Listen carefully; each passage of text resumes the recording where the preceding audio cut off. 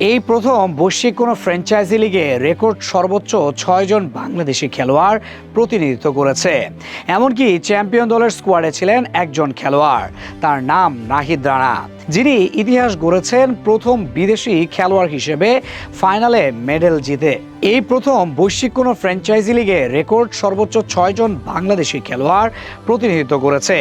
এমনকি চ্যাম্পিয়ন দলের স্কোয়াডে ছিলেন একজন খেলোয়াড়, তার নাম নাহিদ রানা, যিনি ইতিহাস গড়েছেন প্রথম বিদেশি খেলোয়াড় হিসেবে ফাইনালে মেডেন দিয়ে। সব মিলিয়ে চলতি আসরটি ছিল বাংলাদেশের জন্য ঐতিহাসিক। আইপিএলে কেউ না থাকলেও পিএসএল মাতিয়েছে বাংলাদেশ। পাকিস্তান সুপার লিগ 2026 আসর শেষ হওয়ার পর টুর্নামেন্টের সেরা একাদশ ঘোষণা করেছে উইজডেন ক্রিকেটার্স। মর্যাদাপূর্ণ এই তালিকায় জায়গা করে নিয়েছেন বাংলাদেশের উদীয়মান pacer Nahid Rana. Vitamin E ও সি সিরাম 8টি প্রাকৃতিক অয়েল সমৃদ্ধ লিলি সিরাম অয়েল, যা চুল পড়া কমায় মাত্র 30 দিনে। সীমিত সুযোগ পেলেও নিজের গতি, ধারাবাহিকতা ও আক্রমণাত্মক বোলিং দিয়ে পুরো টুর্নামেন্ট জুড়ে দারুণভাবে নজর কেড়েছেন তিনি। পিএসএল এর মতো প্রতিযোগিতাপূর্ণ ফ্র্যাঞ্চাইজি টুর্নামেন্টে বিশ্বের অনেক অভিজ্ঞ ও তারকা ক্রিকেটারের ভিড়ে নাহিদের এই অর্জন বাংলাদেশের ক্রিকেটের জন্য বড় একটি ইতিবাচক বার্তা। বিশেষ করে তরুণ এই পেসারের আত্মবিশ্বাসী পারফরম্যান্স ভবিষ্যতের সম্ভাবনাকে আরও উজ্জ্বল করে তুলেছে।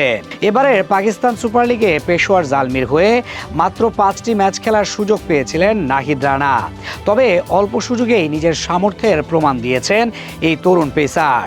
5 ম্যাচে তিনি শিকার করেছেন 9টি উইকেট, যা তার কার্যকারিতারই বড় প্রমাণ। পুরো আসরে তার বোলিং গড় ছিল প্রায় 10-এর কাছাকাছি এবং ইকোনমি রেটও ছিল বেশ নিয়ন্ত্রিত। ফলে স্বল্প ম্যাচ খেলেও টুর্নামেন্টের অন্যতম কার্যকরী বোলার হিসেবে নিজেকে প্রতিষ্ঠিত করতে সক্ষম হন তিনি। নাহিদের বোলিংয়ে সবচেয়ে বড় শক্তি ছিল তার দুর্দান্ত গতি ও বৈচিত্র্য।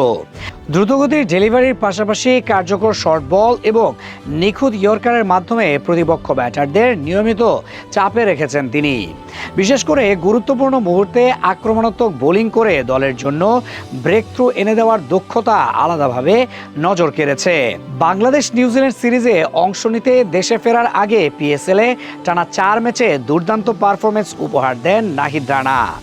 আন্তর্জাতিক দায়িত্ব পালনের পর আবার অনুমতি পেয়ে তিনি ফিরে যান পিএসএলে এবং ফাইনাল ম্যাচেও দলের হয়ে গুরুত্বপূর্ণ অবদান রাখেন। তার ধারাবাহিক ও প্রভাবশালী পারফরমেন্সই শেষ পর্যন্ত জায়গা করে দেয় উইজডেনের টুর্নামেন্ট সেরা একাদশে। উইজডেন ঘোষিত এই সেরা একাদশের অধিনায়ক করা হয়েছে চ্যাম্পিয়ন পেশোয়ার জালমির তারকা ব্যাটার বাবর আজমকে। ওপেনিংয়ে তার সঙ্গী হিসেবে আছেন সাহিবজাদা ফারহান। উইকেট রক্ষকের দায়িত্ব পেয়েছেন শ্রীলঙ্কার অভিজ্ঞ ব্যাটার কুশাল মেন্ডিস।